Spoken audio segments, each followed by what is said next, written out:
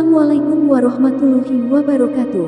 Allahumma sholli ala Sayyidina Muhammad wa ala ali Sayyidina Muhammad. Pemirsa yang dirahmati Allah, marilah kita simak ceramah dari Kiai Haji Abdullah Gimnastiar dengan tema Rahasia Agar Hidup Bahagia. Sebelumnya marilah kita perbanyak sholawat minimal 1000 kali sehari, agar hidup kita penuh barokah dan mendapatkan syafaat kelak. Jangan lupa berikan dukungan kepada channel kami dengan memberikan super thanks seikhlasnya. Marilah kita doakan semoga Agim sekeluarga dan para penonton YouTube ini diberikan kesehatan dan diberikan kebahagiaan dunia dan akhirat. Amin ya robbal alamin. Bismillahirrahmanirrahim. Assalamualaikum warahmatullahi wabarakatuh. Alhamdulillahi rabbil alamin. Segala puja dan puji hanya milik Allah yang Maha Penyayang, yang menyayangi kita lebih daripada siapapun juga. Kita adalah ciptaan Allah dan tidak ada yang lebih menyayangi kita selain pencipta kita. Dibanding kita, apakah kita sayang ke diri sendiri? Tanya saja. Orang yang sayang kepada dirinya adalah orang yang sedikit berbuat maksiat. Tapi kalau kita sering berbuat dosa dan maksiat, berarti kita tidak menyayangi diri sendiri. Karena setiap maksiat pasti jadi bencana bagi diri kita. Allahumma sholli ala Sayyidina Muhammad wa ala alihi wa ashabihi ajma'in. Operator, duduknya yang lebih bawah, yang di belakang gak kelihatan. Ya, maju saja tidak apa-apa. Setiap yang berdiri atau duduk, lihat ke belakangnya ya. Ada yang kehalangnya atau tidak. Lihat ke belakang. Nah begitu. Karena apa santri, akhlak baik rumusnya 3 sa. Apa 3 sa? Saya aman bagimu. Dalilnya apa? Al muslimu man salimal muslimuna min lisanihi wa yadih. Seorang muslim yang baik adalah yang orang lain aman dari gangguan lisan dan tangannya. Yang kedua apa? Mana suaranya? Nah, kalau suaranya pelan menyenangkan atau tidak? Amalan yang sangat disukai Allah adalah memasukkan kebahagiaan ke hati orang lain. Jadi hati-hati kalau kita termasuk orang yang kikir menyenangkan orang lain, kita kikir untuk berbuat baik bagi diri sendiri. Mengapa? Karena setiap kali kita membahagiakan orang, Allah suka. Dan sukanya Allah, itulah rezeki kita. Kalau orang suka ke kita, kecil. Tapi kalau Allah menyukai kita, itulah yang paling penting. Dan kuncinya adalah senang membahagiakan orang lain. Dan yang ketiga apa? Saya bermanfaat bagimu. Kenapa kita belajar? Supaya banyak ilmunya. Supaya apa banyak ilmu? Supaya makin yakin ke Allah dan makin manfaat bagi makhluk Allah. Kepada Allah mengabdi, kepada Allah menghamba, kepada umat berkhidmat. Dah gitu aja hidup, tidak usah ribet. Ini karena ada tamu banyak. Ibu-ibu, saya izinkan mengulang sedikit ya. Mudah-mudahan manfaat. Setiap orang ingin bahagia. Islam tidak Islam, tua muda, laki perempuan ingin bahagia. Tapi tidak semua orang tahu rahasia bahagia. Ibu-ibu dari Purbalingga ingin bahagia? Purbalingga. Apa bedanya dengan Purbalingga? Oh ya, bedanya Purbalingga itu huruf A, Purbalingga huruf O. Satu di Jawa Tengah, satu di... Tapi menurut saya sama orang Purbalingga dengan Purbalingga. Sama atau tidak? Sama-sama orang Indonesia, sama-sama ciptaan, sama-sama banyak dosa. Baik, adik-adik, santri, dan AA akan terus mengingatkan ini. Kunci bahagia itu hanya 2 dalam hidup ini. Apa Bu? Ayo, Ibu kelihatannya udah lama di duniaan. Apa kunci bahagia? Ayo, pasti udah tahu hanya rendah hati ya. Begitulah cara menghibur diri. Kunci bahagia apa santri? Iman dan amal soleh. Ingat baik-baik. Kalau kurang bahagia artinya apa? Kurang iman dan kurang amal soleh. Jadi kalau ingin bahagia langsung bukan ingat harta, bukan ingat gelar, bukan ingat bisnis, bukan ingat pasangan hidup yang cakep, bukan ingat popularitas. Kalau ingin bahagia langsung ingat iman, amal soleh. Harus makin kuat iman, makin tenang. Jadi kalau kita selalu 3 hal, cemas dengan yang belum terjadi, ini ciri indikator iman. Adik-adik tolong dicatat ya. Orang yang imannya kurang, dia ada iman tapi kurang. Nah kalau kurang iman, cirinya selalu cemas dengan yang belum terjadi untuk duniawi ini. Kalau cemas untuk akhirat itu baik. Tapi kalau cemas tentang duniawi, tentang pekerjaan, tentang jodoh, tentang kesehatan, pokoknya udah dunia cemas, udah cirinya tuh, kurang iman. Yang kedua, kecewa, sedih, menyesal dengan yang lalu. Ke depan cemas, ya lalu menekan di sini. Sering sakit hati, dendam, marah oleh yang sudah terjadi. Ke depan cemas, yang lalu membelenggu, dan yang sekarang capek. Jadi yang di jalan itu capek. Kenapa? Karena enggak ikhlas. Menjalaninya itu ingin dinilai orang, ingin dipuji, ingin dihargai, ingin dihormati. Jadi semua kesibukannya itu hanya berharap penilaian makhluk. Itulah yang membuat tidak bahagia. Ke depan cemas, ke belakang kecewa, sedih, menyesal, sakit hati. Yang sekarang capek. Kenapa capek? Capek itu karena berharap dari makhluk. Makanya orang-orang yang sangat senang sekali dipuji itu susah bahagia. Yang ingin kelihatan cantik, cakep, ingin kelihatan kaya, ingin kelihatan keren, ingin kelihatan hebat. Pokoknya yang sibuk aja ingin kelihatan oleh manusia dan tidak peduli dengan penilaian Allah, capek. Pasti capek. Capek itu karena tidak ikhlas. Nah, jadi kalau orang yang kuat iman bagaimana? Ingat ke depan. Surat apa? At-Taubah ayat 51. Qul la yusibana illa ma kataballahu lana huwa maulana wa 'alallahi falyatawakkalul mu'minun. Katakanlah, sekali-kali tidak akan menimpa kepada kami kecuali apa yang ditetapkan Allah untuk kami.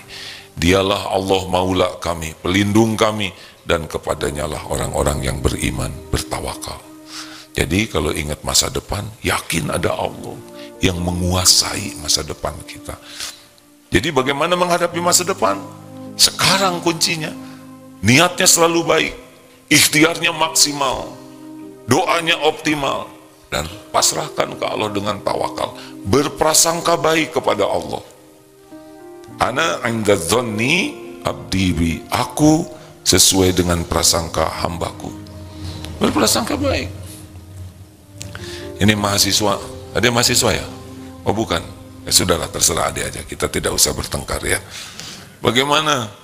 Gimana katanya nanti masa depan guru, dokter, pengacara sudah digantikan oleh AI, Artificial Intelligence.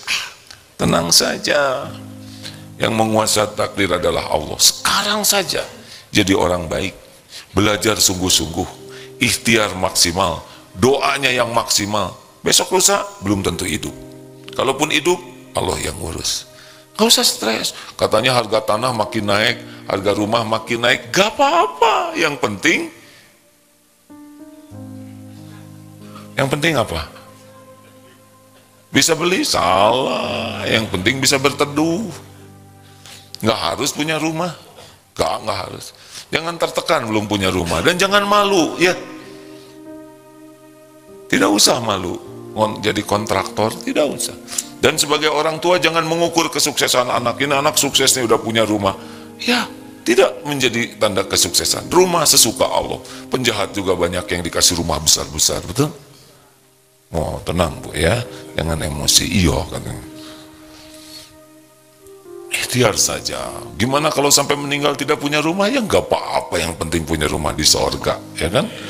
Emang rumah di dunia pasti dinikmati? Oh enggak juga. Yang menikmati rumah itu tergantung apa?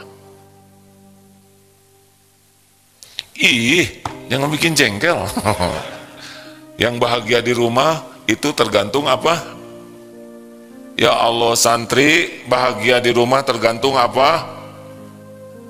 Ya, yang bahagia yang punya rumah tuh yang kuat imannya, dan yang menjadikan aktivitas di rumah itu jadi amal soleh. Duh gimana ya, apakah nanti saya punya jodoh? Ya tidak tahu ya. Sekarang SMP kelas 1 udah mikirin jodoh, kelamaan, terlalu dini. Gimana caranya? Udah jadi santri yang baik saja. Sekarang takdirnya jadi apa? Jadi santri, ya udah jadi santri yang disukai Allah. Udah begitu aja, sederhana. Kalau di rumah saya sebagai anak, jadi anak yang disukai Allah. Ini bapak-bapak nanti jadi suami, gimana untuk menafkahi keluarga? Jadi suami yang disukai Allah. Allah yang menggenggam semua rizki, Allah yang menggenggam semua takdir, dan Allah yang kuasa mengubah apapun yang Dia kehendaki. Nah, kalau punya iman kayak gitu, gara-gara ingat masa depan, hari ini jadi bagus, hari ini jadi semangat, hari ini jadi maksimal. Itu karena yang kita punya adalah hari ini. Besok belum tentu hidup. Ya Mbah ya, sama dengan saya Mbah. Mbah kan udah agak lama di dunia ya. Hah? Sudah berapa tahun Mbah? Kan? Mau panjang umur? Mau berapa? 200? Nah, jangan memberikan pertanyaan yang membuat orang susah menjawabnya. Maaf ya Mbah ya. Bagaimana tentang yang lalu? Surat apa? Al-Hadid ayat 22, 23. Maaf ya para pendengar, ini mengulang karena tamunya baru lagi ya. Jadi, dan kelihatannya wajahnya memerlukan ketenangan, betul? Hengge, Mas Oo katanya. Makanya kami kesini. Yang lalu Al-Hadid ayat 22, 23, ini diantaranya ya. Bagaimana? A'udzubillahi minasyaitonirrajim. Ma asaba min musibatin fil ardi wala fi anfusikum illa fi kitabim min qabli an nabra'aha. Tidak ada satupun musibah yang menimpa di bumi ini maupun pada dirimu kecuali sudah tertulis di Lauh Mahfudz sebelum kami mewujudkannya. Inna dzalika 'alallahi yasir. Sesungguhnya yang demikian itu mudah bagi Allah. Jadi tidak ada yang tidak tertulis. Emang begitu, kita harus melalui itu. Kena sakit ini emang itu, kita ditipu, kena kejadian ini, ketabrak sepatu roda misalkan ya. Apa aja, gak ada.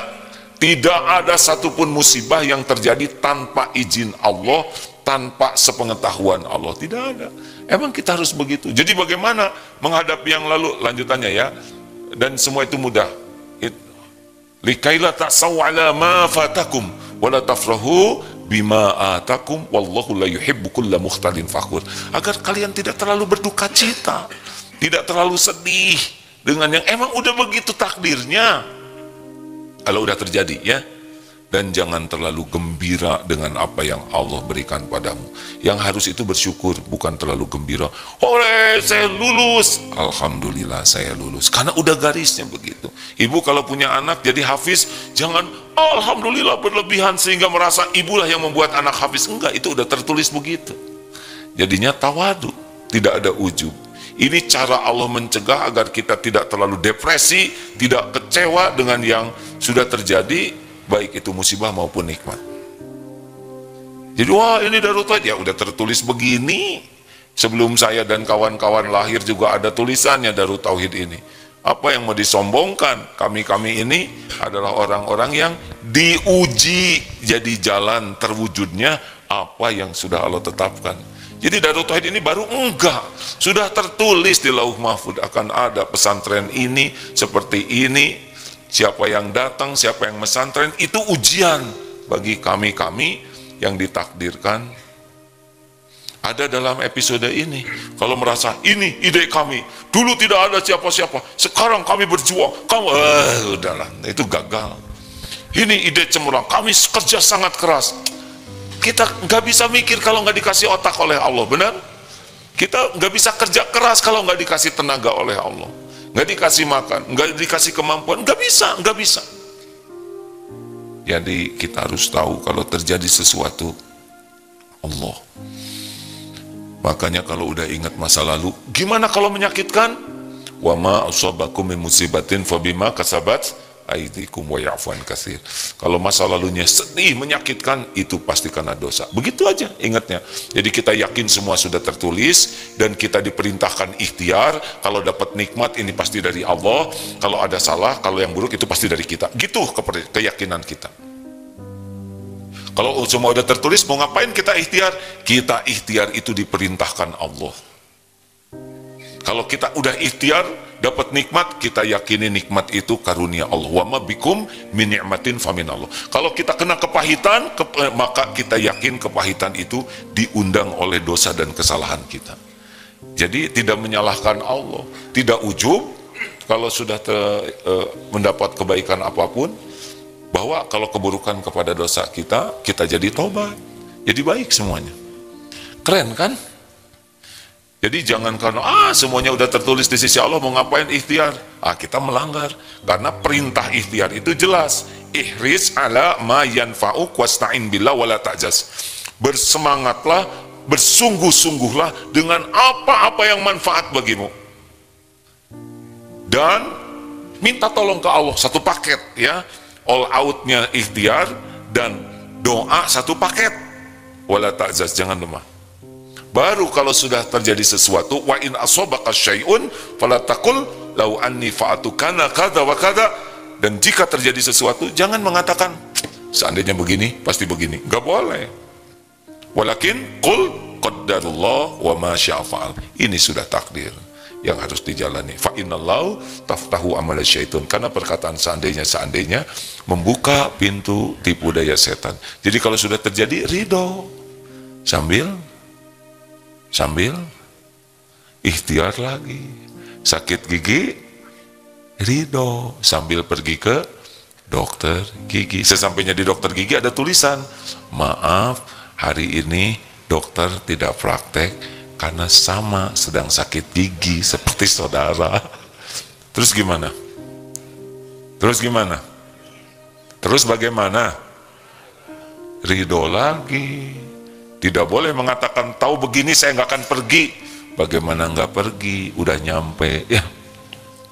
Kan ada yang suka, coba kalau kamu nggak pergi pasti nggak hilang. Nggak mungkin. Kalau udah takdirnya harus terjadi, kita akan ke sana. Gimana dong? Nggak rugi. Kalau kita ridho, kita ikhtiar, nggak ada ruginya. Kepahitan itu menggugurkan dosa. Kepahitan itu bisa nambah pahala. Kepahitan itu bisa ngangkat derajat. Kita enjoy saja dengan apa yang terjadi, betul? Faman rodiya falahu ridho. Barang siapa yang ridho kepada takdir Allah, Allah ridho kepadanya. Sudah tersambung. Oh, sudah tersambung. Terima kasih Pak Miftah. Semoga Pak Miftah Farid dimuliakan Allah dengan ketakwaan, diberikan usia panjang penuh dengan kebaikan, sehat lahir batin, dan istiqomah oleh Allah sampai kelak suatu saat husnul khotimah jadi ahlul jannah. Amin ya rabbal alamin. Itu doa untuk guru kami Pak Kiai Haji Miftah Farid yang sekarang mengisi di MKFM. Silakan. Maaf Mim, semangat saya ngelihat jam. Rasulullah SAW bersabda, inna uzmal jazai ma'al uzmil balai. Sesungguhnya besarnya pahala itu sesuai dengan besarnya ujian dan cobaan. Inna uzmal jazai ma'a uzmil balai wa inna allaha idha ahaba kauman, dan sesungguhnya jikalau Allah mencintai suatu kaum, ibtalahum, Allah memberikan cobaan, menimpakan ujian untuk mereka. Ibtalahum wa man radiya falahu ridho. Barang siapa yang ridho dengan takdir Allah, Allah ridho kepadanya. Wa man sakhita falahu sakhutu. Barang siapa yang marah, tidak ridho ke takdir, Allah pun murka kepadanya. Kita ini milik Allah, terserah Allah mau diapain aja, pasti baik kok, pasti baik, karena Allah maha baik. Mau diapain aja diri kita, enggak apa-apa. Kita milik Allah yang maha baik, dan Allah yang paling tahu apa yang terbaik. Allah lebih menyayangi kita daripada siapapun juga, dan tidak ada yang lebih menginginkan kita jadi ahli surga selain Allah. Makanya kita dikasih iman, dikasih perintah, beri larangan supaya kita bahagia dunia wal akhirat. Bahagia ada di berapa tempat, Bu? Santri bahagia ada di berapa tempat? 3. Yang kerasa Tuhan, malu-malu embek begitu ya. 3, bahagia di dunia, namanya apa? Hayatan thayyibah. Lalu bahagia di mana lagi? Di alam barzah, bukan di kuburan ya.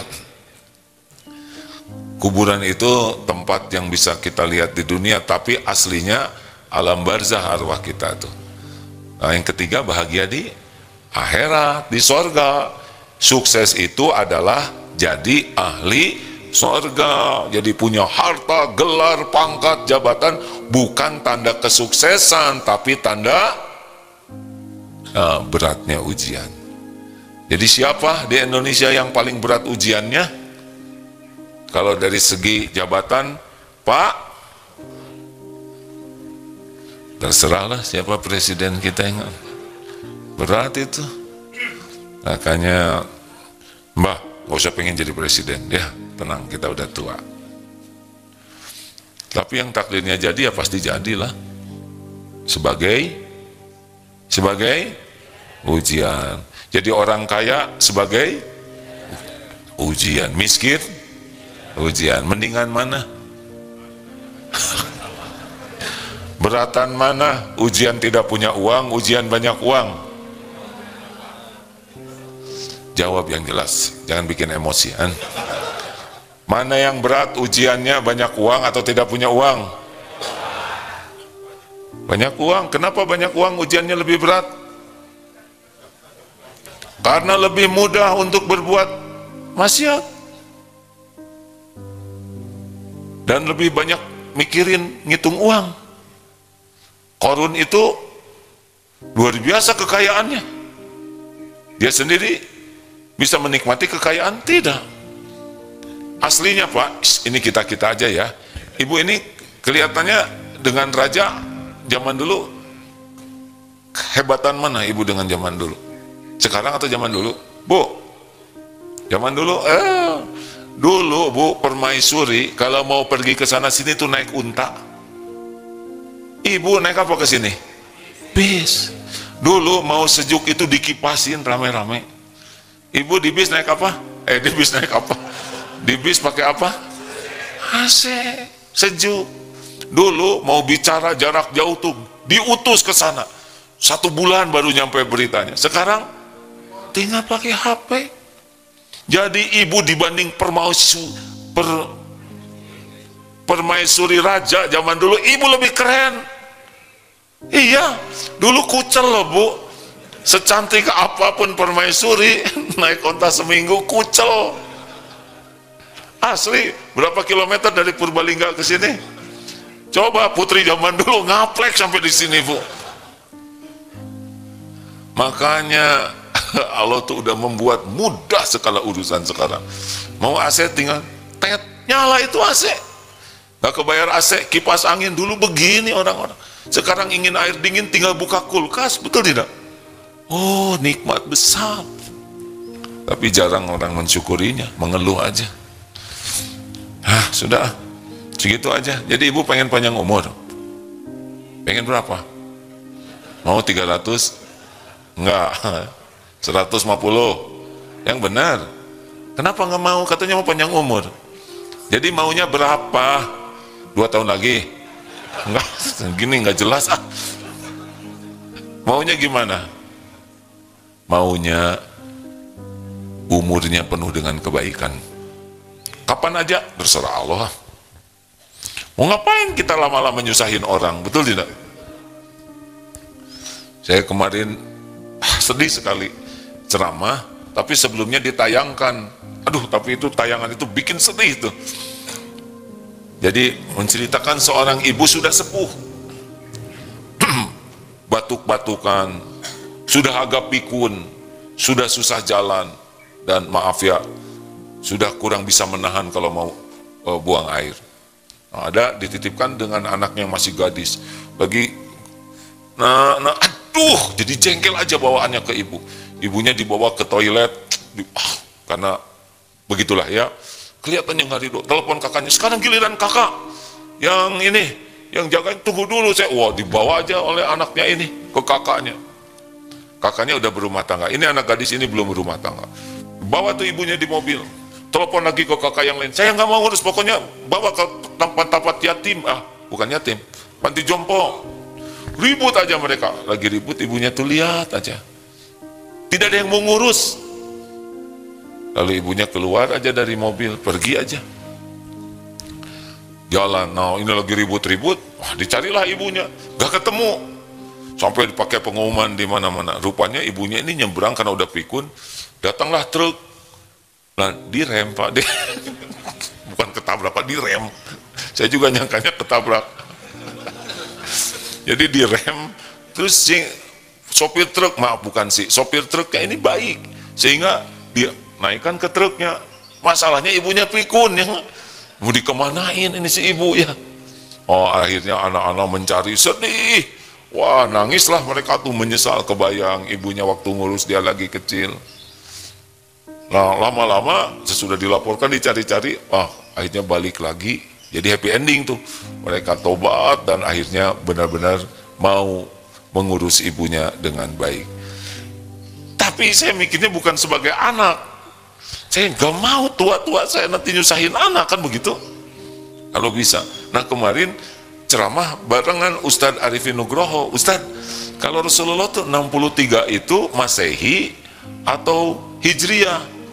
Hijriah, sekarang mau 63 nih. Ternyata Rasulullah itu 2 tahun lebih muda dari saya meninggalnya.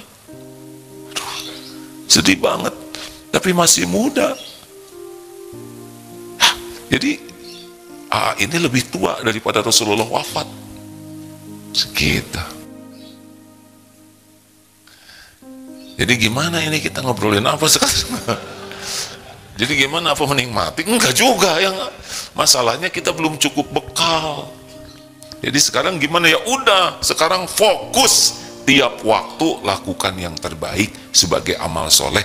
Dah, caranya gimana supaya tiap waktu kuat iman dan amal soleh? Caranya sederhana, tiap hari tambah ilmu agama, baik ilmu akidah, ilmu Quran, pokoknya ilmu paham kebenaran, dan tiap hari berusaha amalkan itu ilmu. Ya udah gitu aja. Karena yang menyebabkan iman kita lemah dan amal kita jelek adalah kurang ilmu agama, lemah ilmu agama, dan kalaupun tahu lebah mengamalkannya, kalah oleh nafsu. Gitu. Jadi sekarang saya lagi nunggu nih, kapan hidup ini berakhir dengan banyak belajar dan sekuat tenaga diamalkan ilmunya itu, bukan sekedar untuk belajar, tapi untuk diamalkan. Ibu tahu siapa orang yang paling banyak ilmunya? Apa cirinya? Yang paling banyak ilmu agamanya apa cirinya, Dedek? Paling banyak amalnya. Apa cirinya orang yang berilmu? Imannya kuat. Apa ciri orang yang imannya kuat? Akhlaknya makin baik. Begitu. Terakhir, sebelum tanya jawab, dapat artikel ini. Ini penting. Saya kira manfaat ini bagi semua yang menyimak ya. Ini kita ini makhluk berasal dari air. Kalau bayi katanya 90%, 85% itu cairan. Kalau kita makin tua sekitar 70%. Tubuh ini cairan. Jadi aslinya kita ini aquaman ya. Lelaki ya, aquaman. Jadi kita ini makhluk air. Karena 70% nih kita ini cairan. Ini serius nih ya, otak itu cairan, darah itu cairan, sel-sel tubuh kita. Jadi kalau kurang air, makanya sifat kita itu harusnya menyerupai air. Air itu bisa memadamkan api membara, bisa, air itu kuat loh Bu. Ini beton ini kuat, digabungkan oleh siapa? Air. Air itu lembut tapi powerful. Api padam. Besi keropos oleh kota bisa lumat seketika oleh air. Disun aja sebentar, set habis. Tsunami maksudnya. Nih, dengar. Kekurangan cairan atau dehidrasi, adik-adik santri menyimak ini ya, akan memiliki dampak negatif yang serius terhadap tubuh. Karena air memainkan peran penting. Kurang cairan ini kan. Berikut ini bahaya kumin, kurang minum. 1. Gangguan fungsi ginjal. Ginjal memerlukan air yang cukup untuk menyaring limbah dan racun dari darah. Dehidrasi bisa mengakibatkan penumpukan racun pada ginjal dan limbah pada yang akhirnya memicu masalah batu ginjal dan gagal ginjal, mungkin begitu ya. 2. Ketidakseimbangan elektrolit. Ini rada tinggi nih, nggak apa-apa. Air membantu menjaga keseimbangan elektrolit, termasuk natrium, kalium yang penting untuk proses biologis, termasuk fungsi otot dan saraf. Kekurangan air bisa mengganggu keseimbangan ini yang menyebabkan masalah seperti kejang otot, kelelahan, bahkan masalah jantung. Jadi kurang air bisa bikin kita mudah cepat lelah. 3. Pencernaan yang terhambat. Air adalah komponen penting dari sistem pencernaan. Kekurangan air bisa menyebabkan melotot ya. Nggak ada tulisannya di sini. Sembelit. Pada waktu setor itu akan terjadi sembelit ya. Jadi berpegang teguh kepada gayung karena dia kesulitan mencerna makan. Jadi serius nih Pak. Kekurangan cairan itu bisa sembelit. Sembelit kalau keseringan bisa ambeien. Kemudian kinerja kognitif yang menurun. Dehidrasi dapat mempengaruhi konsentrasi. Santri dengerin, santri yang kurang minum kan hulang-hulang ya di kelas itu. Kenapa? Karena ternyata kekurangan cairan bisa mempengaruhi konsentrasi, koordinasi, kognisi secara umum dan menyebabkan kesulitan dalam membuat keputusan, dalam masalah memori dan perubahan suasana hati.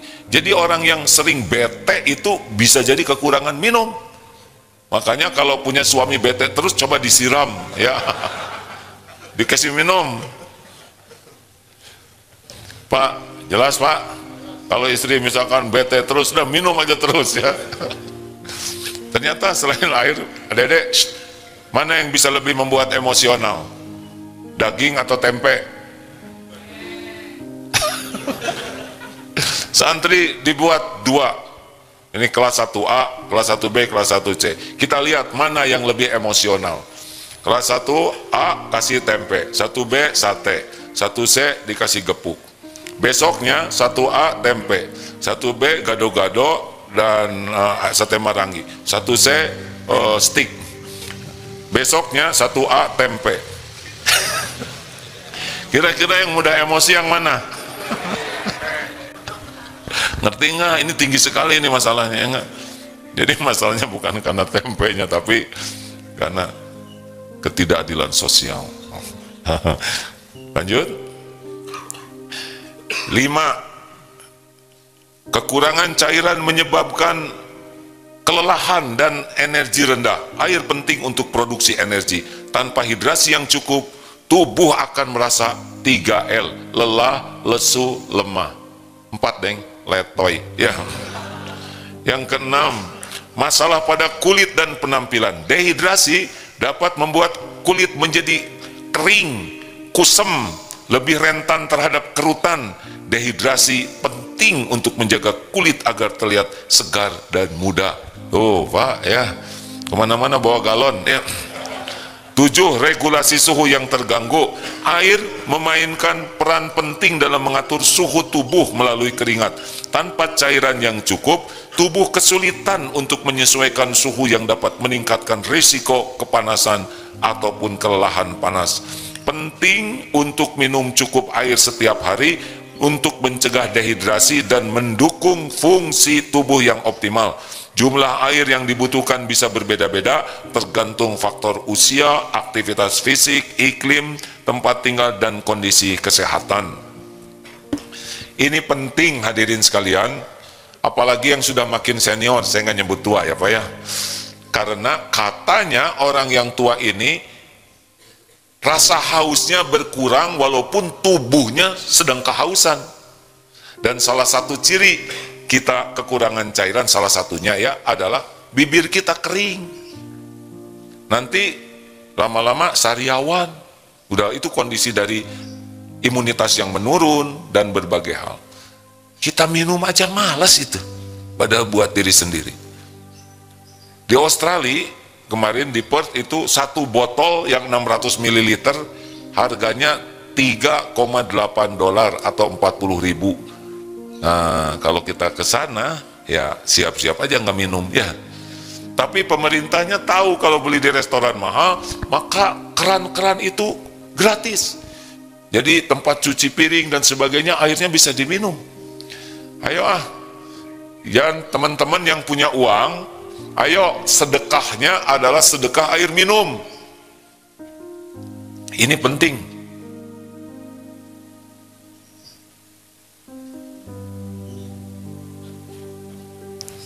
Kakek nggak boleh ngobrol ya. Ini penting karena sedekah sumur air, sedekah pemfilteran air, sedekah kan sekarang ada tuh yang diproses dari air minum, dari air ledeng dengan ada suatu mesin, kemudian keluarnya jadi air minum. Setiap kali kita sedekah minum atau sedekah air, tiap diminum jadi pahala, dipakai wudhu pahala, dikasih pepohonan kita juga dapat pahala, untuk burung-burung, binatang yang minum dapat pahala. Sehingga ada ulama yang mengatakan ini, sebagian ulama mengatakan topnya itu sedekah sumber air itu. Karena ini sumber kehidupan. Bahkan kalau ada orang yang sakitnya sulit sekali tersembuhkan, cobalah sumur bor, bikin sumur bor sehingga keluar air, manfaatkan untuk masjid, manfaatkan untuk lingkungan, insya Allah dengan izin Allah disembuhkan. Ini ada kejadian nyata ini ya, nyata, saya tidak menyebut namanya. Ada sebuah keluarga, anaknya sakit, ternyata sakitnya ini sangat langka, kalau tidak salah hanya ada 5 kasus di dunia ini. Ini anaknya sangat disayangi, betul-betul dalam keadaan wah berat lah ya, dianjurkan ayo sedekah sumur air minum. Akhirnya mencari masjid yang perlu sumur bor, pesantren atau lo dibangunkan di beberapa tempat. Qadarullah, anak ini disembuhkan oleh Allah. Ayo, AA mendapatkan beberapa kisah para ulama. Ada yang ulama ya orang ininya seperti sakit kulit lama tidak sembuh-sembuh. Kemudian dianjurkan oleh gurunya sedekahlah mata air, maksudnya sumber air, dan sembuh. Mikir yang ayo. Kalau kita nggak bisa dapat sumber air, udah siapkanlah di masjid air minum oleh kita. Ya, setiap orang itu ngaji, sholat, bisa mikir, bisa beramal, itu amal jariah yang luar biasa. Demikian sahabat-sahabatku yang baik, terima kasih. Ada pertanyaan? Tidak ada? Purbalingga? Ngertos? Mbak? Mbak atau Mbok sih? Apa bedanya Mbak dengan Mbok, Mas? Oh, Mbok itu tua, jadi nggak boleh ke remaja Mbok gitu. Ya Alhamdulillah. Oh nggak mau ya Bu ya? Ibu mau disebut Mbok-Mbokan? Ya, kalau saya mau aja, nggak bermasalah ya. Ada pertanyaan? Tidak ada? Pesangono beyo, kulo ngaturaken matur sungut matur suwun sangat, matur suwun sangat disatukan jadi matur sungut. Terima kasih Ibu Bapak yang baik atas perjalanannya. Mim, ada pertanyaan kah? Cik. Silakan satu sajalah ya. Izin AA, ada pertanyaan dari Instagram. Ya. Assalamualaikum AA, izin bertanya, bagaimana agar kita tidak mudah terpengaruh hasutan orang lain AA? Apa? Agar kita tidak mudah terpengaruh hasutan orang lain. Tidak terpengaruh hasutan orang lain? Ya jangan terpengaruh lah. Terus mau ngapain kita mau dihasut ya? A'udzubillahi minasyaitonirrajim. A'udzubillahi minasyaitonirrajim. Makanya ini sebetulnya agak kurang jelas ya. Emang ada orang yang suka menghasut-hasut gitu? Ada Bu? Banyak? Ya udah nggak usah ikut. Ginilah Bu, bergaul itu ya jangan dengan penghasut, betul tidak? Tidak usah kita ikut terlalu sering dengan gabung sana, gabung sini, terus-terusan. Sesekali aja. Dan pilih, kalau orang ini baik atau tidak. Tahu cirinya orang yang baik atau tidak, Bu? Gampang. Falyakul khairon aw liyasmut, berkata baik atau diam. Kalau orang itu baik hatinya, perkataannya baik atau diam. Jarang celetak-celetuk sembarangan, tidak segala ditanyakan, tidak segala dikomentari, tidak segala ditanyakan, tidak segala diceritakan, tidak serba ingin tahu, ya, yang memang tidak ada perlunya. Lebih hemat, tidak usahlah. Ada yang sedang telepon, hah, gimana, ada apa nih? Itu sedang telepon, terus ibu di sampingnya, ada apa, ada apa? Nggak usah. So tahu, pengen tahu urusan orang, biarin. Mungkin lagi ditagih oleh debit kolektor, ya, debt kolektor. Kita kan semua pengen tahu, kenapa ya tetangga itu kok ganti mobil? Atau biarin. Jangan-jangan itu dari mertuanya. Mau ngapain? Atau nanya, Bu, tas ini udah lunas belum? Mau apa? Ini KW1, KW2, mau apa? Diem. Gak usah banyak bicara. Carilah teman yang tidak banyak celetak-celetuk, yang tidak banyak ngomong. Aduh, di bis ini ada yang ngomong terus, gimana? Ya diturunkan aja tensi bicaranya, ya.